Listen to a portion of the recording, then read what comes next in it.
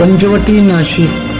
Cigarette दिली नाही म्हणून एकाने तरुणाच्या डोक्यात चॉपरच्या उलट्या बाजूने डोक्यावर तोंडावर वार करत गंभीर जखमी झाल्याने तरुणाचा उपचार सुरू असताना मृत्यू झाला.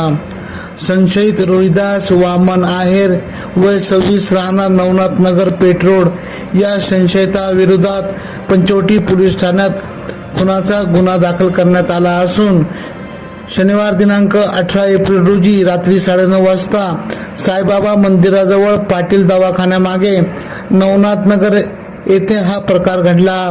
राहुल कृष्णा राऊत वय 27 असे मृत तरुणाचे नाव आहे.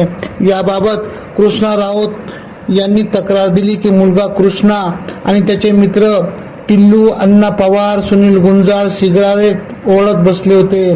संशयित रोहित आहेर तेथे आला. कृष्णाकडे सिगारेट मागितली. राहुलने सिगारेट देण्यास नकार दिला. संशयित रोहिदासला त्याचा राग आला. शिवीगाळ करत चॉपरच्या उलट्या बाजूने राहुलच्या डोक्यात वार केले. गंभीर जखमी अवस्थेत खासगी रुग्णालयात दाखल करण्यात आले. प्रकृती बिघडल्याने सोमवार रात्री 2 वाजता सिव्हिलमध्ये दाखल केले होते. उपचार दरम्यान त्याचा मृत्यू झाला. वरिष्ठ पोलीस निरीक्षक गजेंद्र पाटील सुनील पवार अधिक तपास करीत आहेत. AKP न्यूजसाठी ब्युरो चीफ अनवर खान पठाण, नाशिक.